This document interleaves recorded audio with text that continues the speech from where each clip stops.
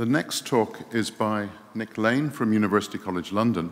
And Nick is going to talk about the future of bioenergetics. Now, Nick has kind of two careers because he's a very eminent researcher in the mitochondrial bioenergetics field, and he's specializing on the bioenergetics associated with the origin of life, for example. In addition, he's written many marvelous books. And so his latest book, called The Vital Question, received rave reviews, and I strongly urge you to buy a copy, and I'm sure Nick will be happy to sign it for a small fee. So he's going to talk today about the future of bioenergetics. So, Nick.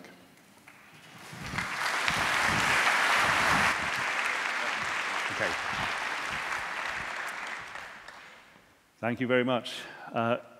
This has been a spectacular meeting. I really am honored and delighted to be here, and I'm very much looking forward to the rest of it as well.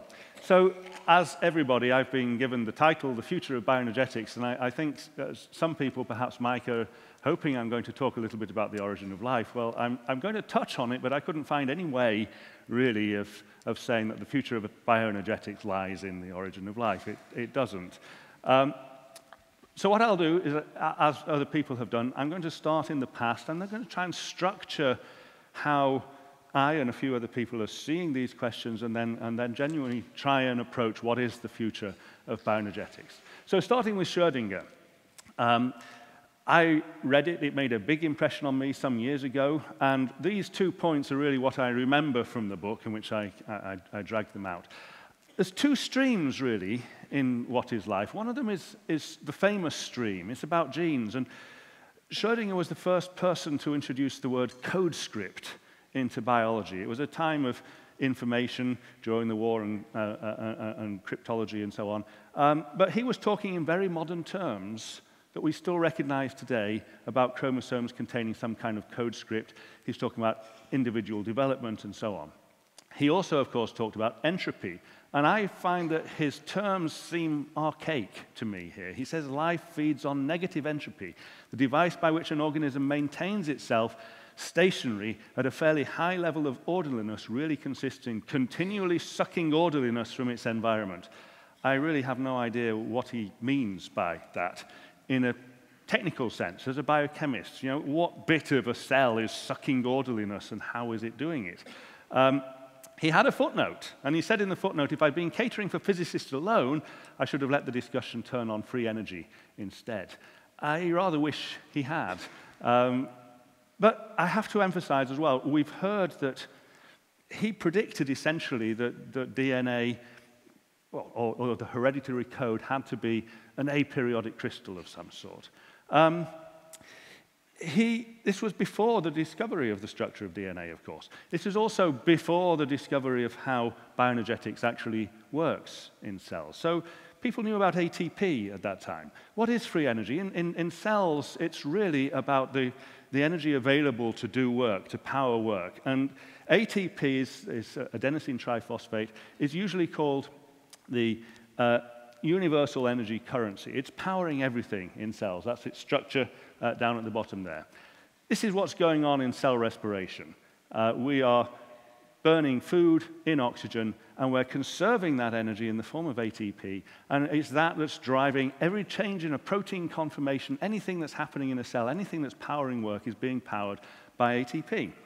Now, it's nothing unusual about those bonds in ATP. It's simply lopping off the phosphate group at the end of it. What's really unusual is that it wants to find an equilibrium. Everything wants to be in equilibrium, and biology is very far from equilibrium.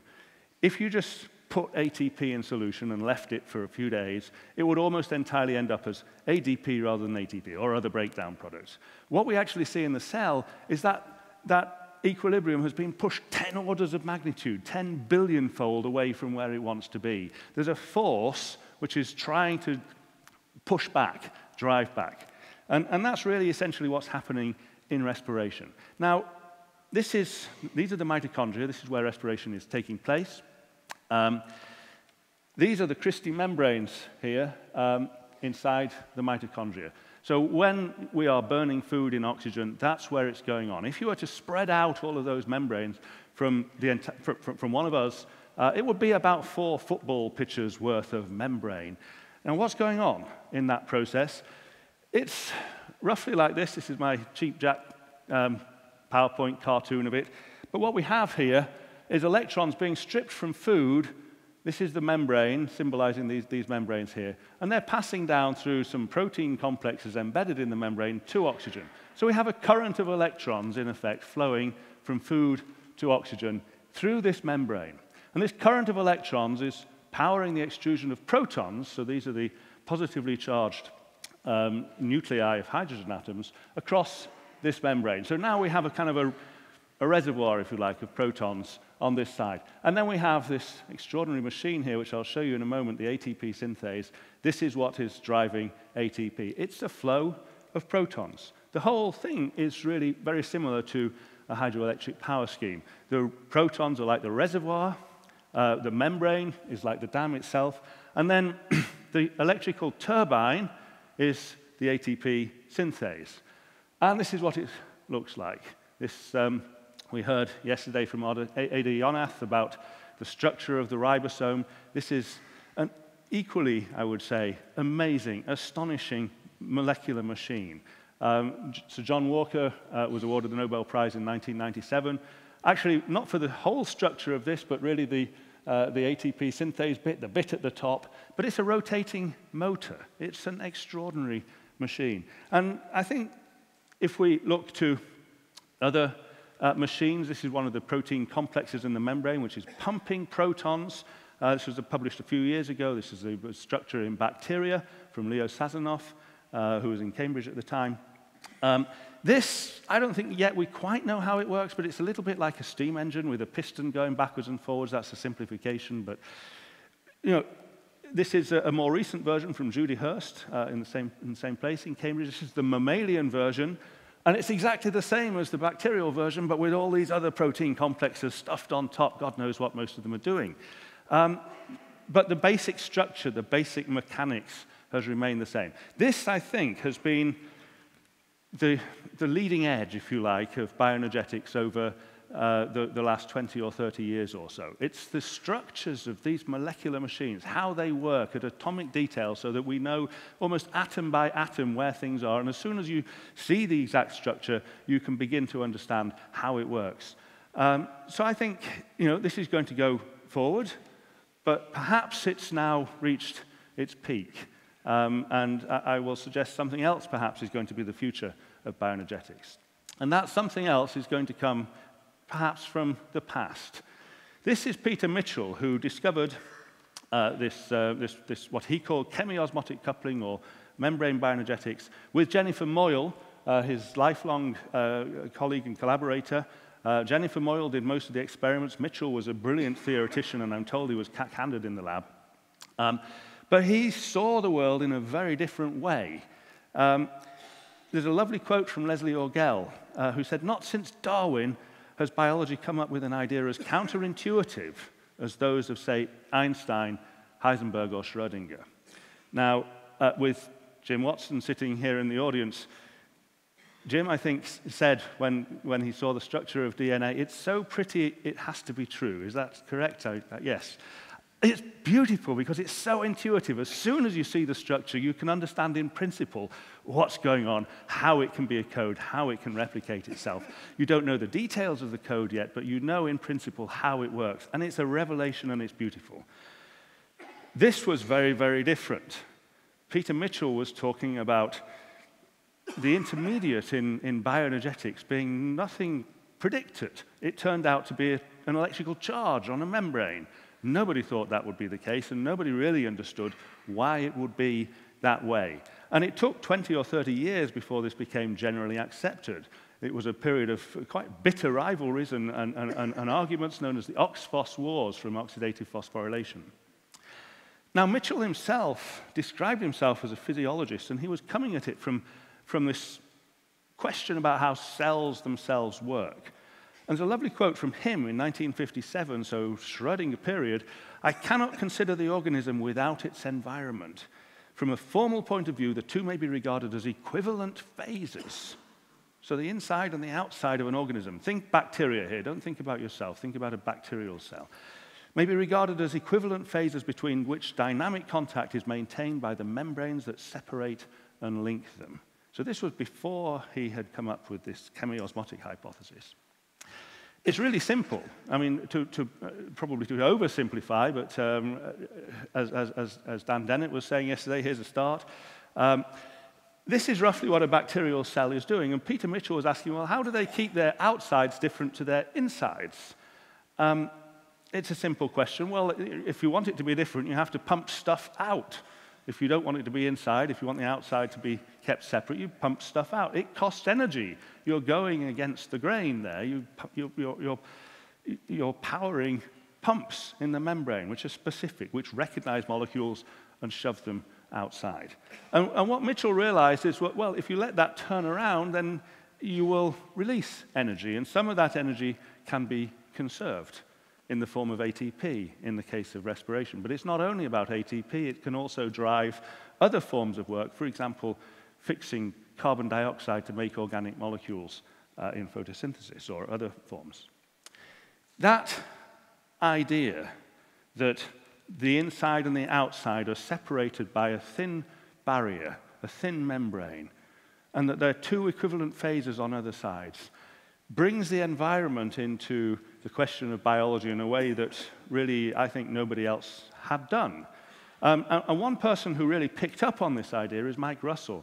And I said I'd just touch on the origin of life. So Mike Russell has been thinking about the origin of life and doing experiments for 30 years or so. And he has a particular environment in mind which provides an analogous situation. His work, incidentally, was very left of field. And not many people took much notice of him until the discovery of a particular type of vent, which was published in Nature in 2001. And then his work became Centerfield.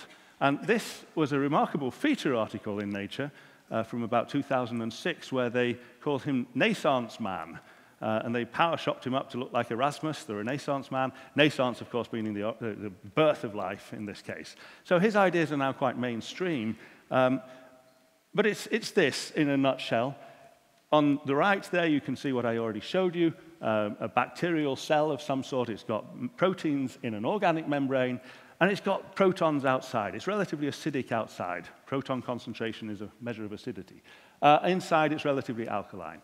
In these hydrothermal vents, you have relatively alkaline conditions on the inside with the hydrothermal fluids, relatively acidic on the outside, and a thin inorganic barrier in this case, between the two. So you have the same structure, the same polarity, the same magnitude almost of a difference of 3 or 4 pH units across those barriers. Is this where it all came from? It's hard to know. A lot of my work is trying to do experiments on these questions that simple picture begins to inspire. And I'm not going to talk about it, I'm sorry. I'm going to move on. The point there that I'm trying to get across is that the structure of cells is key. And this is something which we realize as well from the history of bioenergetics, from the history of life on Earth. This is a tree of life done by Bill Martin. This is a visionary view. This dates back to 1998. I'm not going to go into many of the details here. This is a conceptual tree, not intended to be a realistic tree. But what he shows here, we have two emergences from a hydrothermal vent down at the bottom of the bacteria and the archaea. I'm not going to talk about that now. But then we have here a fusion of branches. And these are the eukaryotes. We are eukaryotes, plants, animals, all complex cells are eukaryotic. They have a nucleus. We store our DNA in the nucleus. The bacteria over here and the archaea over here look basically the same. And they've remained that way in terms of their morphology. They're very complex in their biochemistry, but in their morphology, they are simple. And they arose almost certainly 4 billion years ago, or close to that. And so over 4 billion years, something has constrained their morphology. And all I would like to say from that, really, is that they have explored genetic space. They've explored evolutionary space in a way which really makes the eukaryotes look like Johnny-come-latelys, newcomers. They are virtuosos at metabolic biochemistry. They've explored everything they can, and yet they got stuck in this rather simple morphological state. Something other than genes, something other than information is at work here, is constraining these groups to remain basically simple.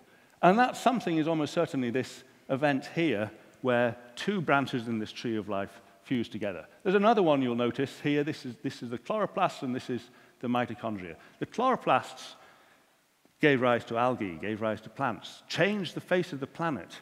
But in terms of the significance of the event itself for complex life, this is the key event, which is the acquisition of mitochondria by a cell which modern phylogenetics suggests was an archaeal cell, so a pretty simple cell. And this is what I like to call the black hole at the heart of biology. What has happened here is a simple cell has acquired an endosymbiont, cells living inside it. This is actually a cyanobacteria with cells inside it. It's still a pretty simple cell. We know of very few examples of that. This is a kind of bottleneck in the history of life. And this cell here, this is actually euglena, these are chloroplasts, but it's of the same level of complexity as the final, as the common ancestor of all eukaryotic cells. And there are no surviving evolutionary intermediates to tell us anything about that entire pathway. This really is a black hole at the heart of biology. What can it tell us about the future of bioenergetics? Well, let me just give you one example. Why are there two sexes? Why are male peacocks so different to female peacocks, and why do they have such differences of opinion? It comes down, of course, you know I'm going to tell you this, it comes down to mitochondria. It doesn't come down to the Y chromosome. It doesn't really come down to any genes in the nucleus at all. It comes down to the inheritance of mitochondria. So if you think of these as gametes, so this is the sperm and the egg over here, but even in simple single-celled organisms, you still have gametes, and they look the same in these cases. It's not a sperm and an egg with very different sizes. They look the same. They're called isogametes. And in things like yeast, both of them pass on their mitochondria. But then yeast just divide away, and they end up randomizing their mitochondria into different daughter cells, and you end up with single populations of mitochondria in different cells. What happens in more sophisticated organisms, a lot of algae, for example, they have what's called uniparental inheritance. Only one of the two gametes passes on the mitochondria. It's the mother by definition. So the mother is passing on the mitochondria. The father is not passing on those mitochondria. So we receive mitochondrial genes from the mother only in almost every case. And this is really emphasized and exaggerated in the case of oocytes, which can have as many as 500,000 mitochondria in a mature oocyte. The sperm has about 100. Sometimes they get into the egg, sometimes they don't, but when they're in the egg, they're normally targeted and broken down, and they don't survive there, so they're not passed on. Why would it work this way?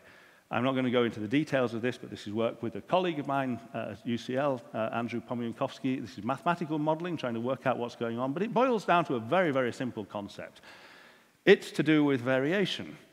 It's to do with the standard rules of natural selection that say you're going to do better if you have differences between individuals. Those differences between the individuals are in genes in the nucleus. That's why we have sex, because you can vary the makeup, the genetic makeup of genes in the nucleus. There's no obvious need to have two sexes. You could have 10 sexes. You could have no sexes. Everybody could be a hermaphrodite. You could have millions. Some fungi actually do have tens of thousands of sexes. So they are a bit odd. It boils down, I think, to this. If you have uniparental inheritance, you're effectively sampling. You're going to get some which have got very good mitochondria, some which have got very bad mitochondria, and some in the middle. You're generating variation between gametes in their mitochondria. If you have biparental, you're mixing all the time, and so what you end up with is a lot of gametes that are all a bit of a mush. They are all a bit similar. They've got some good, some bad mitochondria. Natural selection can't tell the difference between them. So we have this amazing situation that, in effect, sex generates variation between individuals in nuclear genes, and having two sexes generates variation in individuals in mitochondrial genes. And I really think it's as simple as that. We've developed that to look at the origin of the germline. Lots of things don't have a germline. They don't sequester gametes very early in development, so plants don't. Fungi and things don't. Mushrooms don't. Corals and sponges, they don't either. It's various organisms do. It's not only vertebrates. It's also things like the ctenophores and the Ceriantheria, that's the Ceriantheria up there, they also sequester germlines. What's the difference? It turns out that all these things have very low mitochondrial mutation rates. These guys have high mitochondrial mutation rates, and if you have a high mutation rate in your mitochondrial genes, you've got to sequester them very early in development. And that may be one of the reasons that led to the Cambrian explosion. So for the last 5 minutes, I'm going to talk about how this selection works at the molecular level.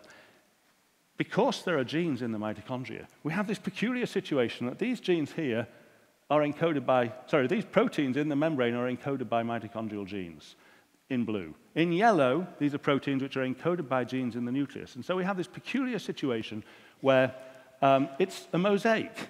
And for respiration to work, for this central process in life to work at all, we have a mosaic of genes. This is just a reminder of what that process is up at the top. So we have to have selection on those genes. How might it work? Well, this is what you've seen already, so I won't go through it. Just to make one point here, the electrons aren't flowing in directly. They're flowing in, these are coming from food ultimately, but they're going through a thing called NADH. So that's this here. And then electrons are flowing down. This is what I've already shown you before. Everything is connected in series. Where is all that NADH coming from? Well, it's coming from the Krebs cycle, which was discovered by Sir Hans Krebs in 1937. He was rejected, incidentally, by Nature for that paper, and these were courteous times. His rejection letter read, "We have a lot of important papers in process at the time, and although we would like to publish your paper, you might have to wait a while before we're able to do so, and you may prefer to go to a journal that will publish it with more urgency," or something along those lines. You couldn't do that today because everybody would take that as a foot in the door, not a proper no. Anyway, all that NADH is coming from the Krebs cycle. And the problem is if you're not oxidizing that NADH, then the Krebs cycle is going to bung up. You're going to accumulate NADH. To go from NAD to NADH, you're stripping electrons. You need to then pass on those electrons to the next place in the queue. So if that bungs up, failure to oxidize it will block the Krebs cycle. And then the problem is, well, the Krebs cycle is not only about energy, it's also about all of metabolism. The intermediates that you need to make amino acids, to make nucleotides, to make fatty acids, to make things like porphyrins in hemoglobin. Basically everything is coming from the Krebs cycle. So if the Krebs cycle is not working properly, not cycling, you often have non-cyclic flux things coming in here and going out there. It's a very complex system. But if it's not functioning properly, then you're not only going to block energy, but you're going to block biosynthesis as well. This is getting slightly more complex, but you can see where we've been already. Here's the Krebs cycle, here's the NADH, this is the respiratory chain, and this is giving a context. So all of this is in series. If something goes wrong here, then all of this is going to be affected. Now, what would happen, for example, if you had relatively low oxygen levels? Well, now you have much slower flux to oxygen. We're actually going to be having more of that oxygen is going to react directly in the respiratory chain, and you're going to produce more free radicals, superoxide in that case. Things are going to block up. I'm pointing to succinate here, which is a Krebs cycle intermediate. Lactate is going to build up. Acetyl-CoA is going to build up. So you can see that if you're jamming the system by low oxygen, it's going to affect the whole system. And this is something that systems adapt to deal with. So, for example, turtles, green sea turtles, which can dive for hours or even days, this was discovered back in the 1970s. In the absence of oxygen, when they're diving, succinate tends to accumulate. I'm not going to explain just exactly why yet, but it combined then to master regulatory genes, or proteins, HIF-1 alpha in this case, hypoxia-inducible factor, which controls the expression of a whole load of other genes. So really, to keep it simple, what we have here, succinate leaving mitochondria, binding to a transcription factor, changing the expression of genes in the nucleus to deal with it. It turns out it doesn't only do that, it's involved in cancer, among other things. It's been called epigenetic hacking, but epigenetics is a word that we'll steer away from. But it's effectively rewriting, reorganizing which genes are on, which genes are off. And it's a Krebs cycle intermediate. This is work now going back 10 years, 15 years. But it was revolutionary at the time. The Krebs cycle was this dusty old cycle in all the textbooks dating back to 1937. Who's interested in that anymore? It turns out that it's really central to how things go wrong in diseases like cancer and many other things. This is some really beautiful work. I have to say that because he's the chair of the session from Mike Murphy, but it really was beautiful work, and explained to me my own PhD work from the 1990s, which I never understood at all. It wasn't until I saw Mike Murphy's work that I really grasped what I'd been trying to do 15 years before that. This is lovely. Again, I don't have time to go into the details, but this succinate builds up, and on reperfusion, so if you have a heart attack, or if you have a stroke, or if you have an organ transplant, anything which cuts off the oxygen for a while and then reintroduces it later on, we know that things go badly wrong. If you have a stroke, then it's not the immediate damage, it's the ensuing several hours afterwards, after reperfusion, where injury really accumulates. What's going on? Well, that succinate goes back into the respiratory chain, pushes it backwards, and produces a burst in the first few minutes of reperfusion of reactive oxygen species, free radicals. It's a catastrophe, and we've started to understand it in a way which befuddled my mind back in the 90s. Now, this is also a problem if you have genes in the mitochondria and genes in the nucleus that don't match properly. This is essentially what I showed you already. But instead of having low oxygen now, we have the genes in the mitochondria aren't matched properly to the genes in the nucleus. And so we see a trickle of electrons flowing to oxygen, and we get exactly the same backup going on. So the whole system is clogging up in some way if they're not properly matched to each other. There's some lovely work done in flies a few years ago, in fruit flies, that show that if you, in fruit flies, you have such beautiful genetic control over the system that you're able to put a particular mitochondrial DNA against a particular nuclear background. And you can keep the nuclear background fixed and have several different mitochondrial DNAs in different fly lines and see how they work. And this was looking at gene expression. And what you can see here, very briefly, is that all of these genes, and there were more than 1,500 of them, in males mostly, their expression is changed by more than twofold. In other words, their activity changes. It goes up by double or it halves. For 1,500 genes, just as a result of a few differences in mitochondrial DNA against the same nuclear background. Well, we were intrigued by that, and we've been looking at the mitochondrial function. And this is really where I want to finish. This is looking specifically at mitochondrial function in different tissues in fruit flies. And so this is, on this axis is stress, that's to say free radical production, hydrogen peroxide specifically, all kinds of factors that we considered there. And on this axis, basically, it's to do with metabolism. So much higher metabolic rates over here, much higher stress up there. And what you can see is that the testes generally are a pretty stressed organ. I never realized how stressed my testes must be, but anyway. These are the ovaries down here. They're very non-stressed. And this is the male thorax and the female thorax. Interesting differences here, that the female fruit flies, they're larger and they respire about 50% faster than the males, and they're less stressed too. I mean, they're a far more functional machine than the males. We gave these flies an antioxidant called N-acetylcysteine. And this is 1 mg per mil N-acetylcysteine, and this is 10. And 10, you can see, is beginning to look a little bit poisonous to these flies. The ovaries and the testes are becoming rather similar. The ovaries are becoming more stressed. Interestingly, the testes are becoming less stressed, but the ovaries become more stressed. And both the respiratory power and the stress in the thorax decreases. This is the kind of data that you might get from a clinical trial. We have 3 groups of flies in here, and you can see the overall pattern of the response to the antioxidant. This is what shocked me, and this is where I'm going to finish. This was fitness. So in red, this is one particular type of mitochondrial DNA. In green, a different one. In blue, a different one. 3 different types of mitochondrial DNA. The blue is co-adapted to the nuclear background. The other 2 are not. We see big differences in response. In the males, for example, a low dose of NAC improves fertility. It improves fitness. And a high dose, it doesn't do them any good, but it doesn't do them any harm. With the females, a high dose of NAC is destructive, catastrophic for fertility in all cases. But this was survival, and this was the real shock, and this is why I think this is perhaps the future.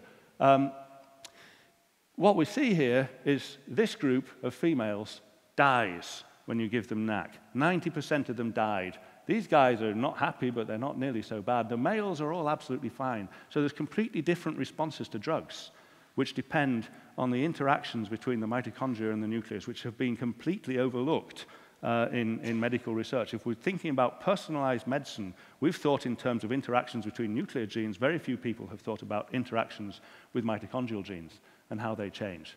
So this is the final slide, Mike. Back in 1943, this is Sir Frederick Gallant Hopkins. He retired in 1943, the same year as Schrödinger's lecture. And he was considered to be the father of biochemistry. And he wrote about the dynamic side of biochemistry. This was over 30, 40 years. He had talked about the importance of flux, the importance of catalysts, biological catalysts, enzymes, making up pathways and flux down those pathways. He saw the cell as being extremely specific, but very dynamic with flux down pathways. Where is the future going to go now? I think we're moving on from the molecular machines, and the future is really about flux again, but not flux down dusty biochemical pathways that we already know. It's the differences between individuals. Why does a particular drug or a particular exercise or a particular diet affect one person one way, another person a different way? We can look into this now by metabolomics. We can track the flux. It's big data again. We can track how changes in flux change gene expression. We can look really at how differences in individuals lead to completely different outcomes in terms of diseases or the future. I'm going to leave it at that. These are some people who worked in the lab, had a great time, brilliant people. Thank you very much.